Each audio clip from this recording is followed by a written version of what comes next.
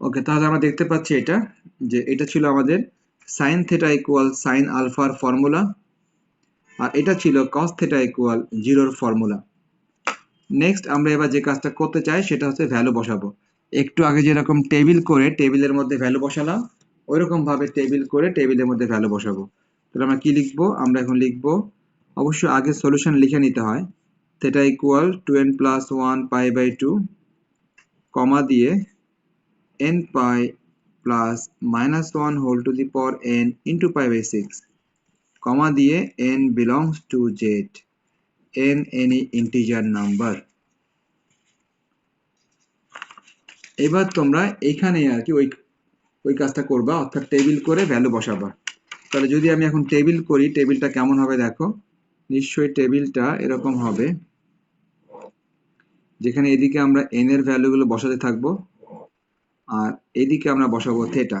যেমন প্রথম থেটা দেখতে পাচ্ছি 2n প্লাস 1 পাই বাই 2 হচ্ছে প্রথম থেটার ভ্যালু, আর যেই থেটাটা পরে ছিল তার ভ্যালু হচ্ছে n pi plus minus 1 whole to the power n into pi by 6। ব্যাস, তাহলে আমাদের কিন্তু টেবিল করা শেষ। টেবিলের মধ্যে আমরা n এর ভ্যালু লেখার জায়গা রাখলাম, এবং থেটার দুইটা ভ্যালু পাশাপাশি লিখে দিলাম, থেটার দুইটা ভ্যালু পাশাপাশি লিখে দিলাম। এখন আমরা 1 বাই 1 প্রথমে n এর ভ্যালু 0 বসাবো, n এর ভ্যালু 0 বসিয়ে দিব ওখানে, একটু পরে 1, একটু পরে 2, এগুলো সবই বসাবো আর কি। তারপর আবার মাইনাসের দিকে যাব, সবই বসাবো। তো দেখো প্রথমে আমি 0 বসাই n এর ভ্যালু। যদি n এর ভ্যালু 0 বসায় তখন কেমন আসে খেয়াল করো। এই যে nটা 0, n যদি 0 হয় তার মানে এটুকু 0 হয়ে গেল, 0 plus 1 ultimately 1 into pi by 2, শুধু পাই বাই 2 থাকে। দেখো সবাই কি হয়, যদি n এর ভ্যালু 0 হয়, এই যে n এর ভ্যালু 0 মানে কতটুকু 0? এই এতটুকু 0। আর পরেরটুকু কি? পরেরটুকু কি আমি তোমাকে লিখে দেখাই একটু। প্রথমটুকু 0, পরেরটুকু হচ্ছে মাইনাস 1 এর পাওয়ার 0, কেননা মাইনাস 1 এর পাওয়ার কিন্তু n দেওয়া আছে, আর n মানে 0, সাথে কি আছে? সাথে আছে পাই বাই 6। মাইনাস 1 এর পাওয়ার 0 মানে কোনো কিছুর পাওয়ার যদি 0 হয় ওটা কিন্তু 1 হয়ে যায়, কোনো কিছুর পাওয়ার 0 হলে ওটা 1 হয়ে যায়। তাহলে যে কোনো কিছুর পাওয়ার 0 হলে ওটা 1, তার মানে এখানে আলটিমেট কিন্তু 1 ইন্টু পাই বাই 6। কোনো কিছুর পাওয়ার 0 হলে ওইটা 1 হয়ে যায়, so 1 into pi by 6, ultimately শুধু পাই বাই 6। সো এই সিস্টেমে তোমাকে ভ্যালুগুলো বের করতে হবে, আমি কিন্তু 0 বসালাম মাত্র। এভাবে তোমাদেরকে বাকিগুলো সব এখনই বসিয়ে ফেলতে হবে। দেখো n ইকুয়াল 1, যখন n ইকুয়াল 1 তখন কি থাকে দেখো, এই যে n এর ভ্যালু 1, তার মানে কি 2 প্লাস 1 3 পাই বাই 2। n এর ভ্যালু 1 বসালে 3 পাই বাই 2 হয়, সবই কিন্তু উপরে বসিয়ে লিখতেছি, পরেরটা একটু লিখতে হবে আর কি। পরেরটা কি করব? n এর ভ্যালু 1 বসাবো কোথায়? এই যে এখানে, এখানে n এর ভ্যালু 1 বসাবো, আবার কোথায় বসাবো? এই যে এখানে, এখানেও n এর ভ্যালুটা আমরা 1 বসাবো। যদি বসাই কি হয় দেখো, প্রথমটাতে 1 বসালে 1 পাই প্লাস মাইনাস 1 এর পাওয়ার কি লিখতে হবে? 1 লিখতে হবে, ইন্টু কি আছে? ইন্টু পাই বাই 6 আছে। ব্যাস, এখন তুমি কি করবা? পাই মাইনাস 1 এর পাওয়ার 1, এটা তো মাইনাস থাকবে, মাইনাস 1 এর পাওয়ার 1 অবশ্যই মাইনাসটা থাকবে, ক্যালকুলেশন করলে কি আসবে? 5 পাই বাই 6। তো এই সিস্টেমে ক্যালকুলেশন করে দেখতে হবে আর কি। আমরা আরো কিছু বসাই, n ইকুয়াল 2 বসাই, 2 বসালে প্রথমটা দেখতে পাচ্ছি, প্রথমটা 5 পাই বাই 2 আসে, লিমিটের বাইরে এখন গেল, এতক্ষণ যায়নি। ওকে, দেখি পরেরটা বসিয়ে দেখি কি হয়। পরেরটা কিন্তু 2 বসাচ্ছি, হ্যাঁ 2 পাই প্লাস মাইনাস 1 এর পাওয়ার n ছিল, মাইনাস 1 এর পাওয়ার n ছিল, ওই nটাই হবে 2, আর সাথে কি আছে? সাথে আছে পাই বাই 6। এবার ক্যালকুলেশন 2 পাই দিলাম। দেখো সবাই, এই যে মাইনাস 1 এর পাওয়ার 2, 2 কিন্তু ইভেন নাম্বার, হ্যাঁ 2 কিন্তু ইভেন নাম্বার, মাইনাস 1 এর পাওয়ার 2, 2 হচ্ছে ইভেন নাম্বার। ইভেন নাম্বার হলে, ইভেন নাম্বার হলে মাইনাস কি থাকে?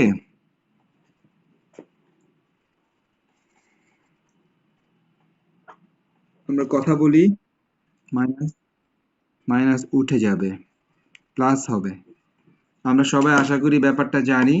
মাইনাসের পাওয়ার যদি অড নাম্বার হয় তখন মাইনাসটা থেকে যাবে, মাইনাসের পাওয়ার যদি ইভেন নাম্বার হয় তখন মাইনাসটা প্লাস হয়ে যাবে। তাহলে ক্যালকুলেশন করলে আমরা দেখতে পাচ্ছি 13π/6 আসে। এখন দেখো যে অবস্থাটা কি হলো, দেখো আমাদের হাইয়েস্ট লিমিট দেওয়া ছিল কত? হাইয়েস্ট লিমিট দেওয়া ছিল 2π। আমি দেখতে পাচ্ছি বই থেকে আমি দেখতে পাচ্ছি হাইয়েস্ট লিমিট দেওয়া ছিল 2π। সবাই দেখো এটা কিন্তু 2π এর চেয়ে বেশি হয়ে গেল। 2π মানে 360 ডিগ্রি।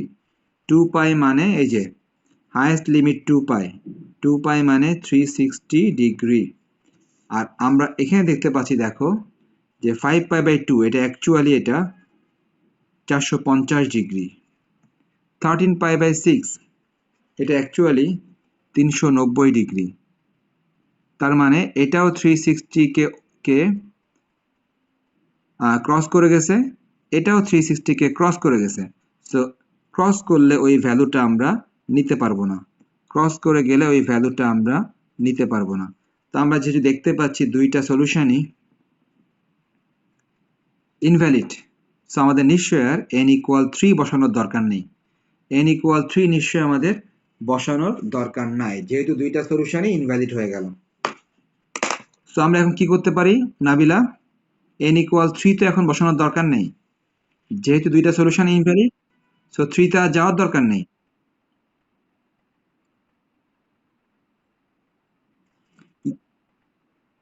কিন্তু মাইনাস লিখবা না, মাইনাস। তার মানে আমরা কিন্তু প্লাস মানগুলো শেষ করলাম, এবার বসাবো মাইনাস মানগুলা। তো আমরা এখন মাইনাস ভ্যালুগুলা বসাচ্ছি একদম প্রথমে। আমি কিন্তু প্রথমে বসাচ্ছি, ওই যে 2n ছিল তো, n এর জায়গাতে -1 বসাচ্ছি। এটা হয় -2 + 1 সাথে π/2, এটা আলটিমেট দাঁড়াচ্ছে -π/2। নেক্সট আমি কিন্তু পরেরটা তো বসাচ্ছি -1, 2π প্লাস -1 এর পাওয়ার -1 ইন্টু π/6। তাহলে এখন এটা কে বলবে? এটা কে বলবে এখানে কি মাইনাসটা থাকবে নাকি মাইনাসটা প্লাস হবে? দুঃখিত, দুঃখিত, হ্যাঁ তুমি ঠিকই বলেছো, এটা 2π হবে না, এটা হবে 1 মিনিট, -π। ধন্যবাদ। এটা 2π হবে না, এটা হবে অনলি -π হবে। এটা হবে অনলি -π। আমি ভ্যালুটা বসাতে ভুল করেছি, আমি 2 বসিয়ে ফেলেছি, এটা -1 হবে কেন?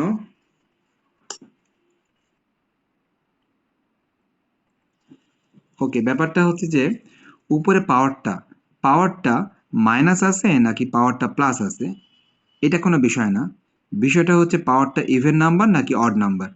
তো আমরা জানি যে ব্যাপারটা হচ্ছে যে প্লাস অনও অড নাম্বার, মাইনাস অনও কিন্তু অড নাম্বার। প্লাস অনও অড, মাইনাস অনও কিন্তু অড। আপনি ওকে তো না, এটা হবে প্লাস, হবে প্লাস, এটা প্লাস হবে। মূল ব্যাপারটা হচ্ছে যে আমি দেখো হ্যাঁ দেখো লিখেছি যে 1 -1 সবই কিন্তু অড নাম্বার। কে প্লাস কে মাইনাস এটা বিষয় না, বিষয় হচ্ছে যে এটা অড নাম্বার। নেক্সট +2 -2 দুইটাই ইভেন নাম্বার। কে প্লাস কে মাইনাস এটা বিষয় না, বিষয় হচ্ছে দুইটাই ইভেন নাম্বার। তো এখন এখানে ব্যাপারটা হচ্ছে যে দেখো এই যে -2 কিন্তু ইভেন নাম্বার। সো এটা -2 নাকি +2 এটা দেখার বিষয় না, বিষয় হচ্ছে যে পাওয়ারটা ইভেন কিনা। পাওয়ার যদি ইভেন হয় তাহলে এই মাইনাসটা প্লাস হয়ে যাবে। যেমন আগেরটা পাওয়ার ছিল অড নাম্বার, এই জন্য মাইনাসটা থেকে যাবে। সো পাওয়ার অড হলে মাইনাস থেকে যাবে, পাওয়ার যদি ইভেন হয় তাহলে মাইনাসটা প্লাস হয়ে যাবে। আর সেই ইভেন পাওয়ারটা প্লাস পাওয়ারও হতে পারে, মাইনাস পাওয়ারও হতে পারে, কিন্তু কথা কিন্তু একই। তাহলে পরেরটাতে আমরা কি পাচ্ছি আবার? এটাতে পাচ্ছি নিশ্চয়ই π/6 পাচ্ছি নাকি? হ্যাঁ, +π/6। এখান থেকে যদি আমি ক্যালকুলেশন করি -12π প্লাস পাই -11π পাচ্ছি বাই 6।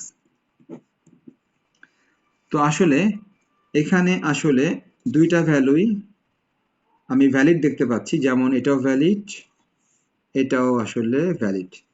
কিন্তু আমি দেখতে পাচ্ছি যে এটার পরেরটা আসলে এখানে 5 চলে আসবে, মানে যদি তুমি বুঝতে পারো যে পরেরটা করলে ইনভ্যালিড আসবে, লিমিটের মধ্যে আসবে না, তখন তুমি পরেরটা না করলেও পারো।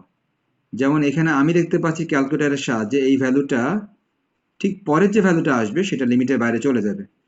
এইটারও তাই, পরেরটা যেটা আসবে লিমিটের বাইরে চলে যাবে। আর তুমি যদি না বুঝতে পারো তাহলে তুমি n ইকুয়াল -3 আবার বসাই দিবা। তার মানে যতক্ষণ লিমিটের বাইরে না যাচ্ছে ততক্ষণ তুমি বসাতে থাকবা। আর যদি আগে থেকে বুঝতে পারো যে পরেরটা বসালে লিমিটের বাইরে যাবে, তাহলে আর না বসালেও চলবে। যেমন আমি মনে মনে করে দেখতে পেলাম পরেরটা বাইরে চলে যাচ্ছে। তাহলে সব মিলে ফাইনালি আমাদের সলিউশন কি হবে? therefore within the limit, therefore within the limit, লিমিটটা কত? -2π থেকে +2π, -2π থেকে +2π, +2π, within the limit this, within the limit this theta equal। এখন দেখো নাবিলা, এখন ব্যাপারটা হচ্ছে যে এত বড় একটা ম্যাথ করে আমি একটা মিস্টেক করেছি, সেই মিস্টেকটা আমি এখন দেখতে পাচ্ছি। ঠিক আছে, মিস্টেকটা আমি এখন দেখতে পাচ্ছি। মিস্টেকটা কি একটু কারেকশন করে দিই, হয়তো বা বেশি কষ্ট হয়েছে ম্যাথটা করতে, আর মিস্টেকটা না করলে হয়তো এত কষ্ট হতো না। যাক, অ্যাটলিস্ট এখন কারেকশনটা করে দিই যে মিস্টেকটা কি। সবাই খেয়াল করো, দেখো এই যে আমরা লিখেছিলাম যে cos theta, এই যে either cos theta equal 0 or এটা ইকুয়াল 0, এই যে লিখেছিলাম। কিন্তু আমি কিন্তু একটা কথা বলেছিলাম, যে সমস্ত ম্যাথে ফ্র্যাকশন থাকবে সেই সমস্ত ম্যাথে মাঝে মাঝে দুইটার মধ্যে একটা অ্যাকসেপ্টেবল হবে না। কোন সমস্ত ম্যাথে? দেখো, রাইট, তো এই ম্যাথে যে এই দেখো এই ম্যাথে যে ফ্র্যাকশন ছিল এটা আমি খেয়াল করি নাই। অবশ্যই তোমরা এই যেহেতু আমার মিস্টেকটা হয়ে গেল বাই চান্স, কিন্তু এখন শেষ পর্যন্ত আমি খেয়াল করলাম ব্যাপারটা। সো তোমাদেরও এক্সামে মিস্টেক হতে পারে। সো তোমরাও খেয়াল রাখবা সবসময়, যে সমস্ত ম্যাথে ফ্র্যাকশন থাকবে ওই সমস্ত ম্যাথে অবশ্যই খেয়াল রাখবা যে দুইটার মধ্যে একটা অ্যাকসেপ্টেবল নাও হতে পারে।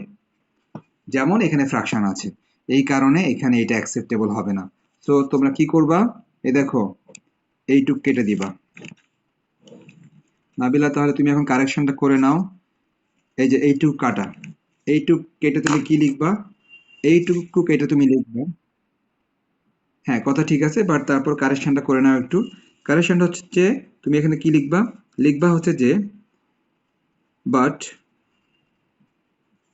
if cos theta equal 0, if cos theta equal 0, then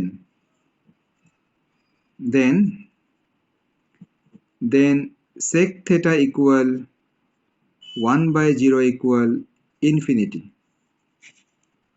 So given equation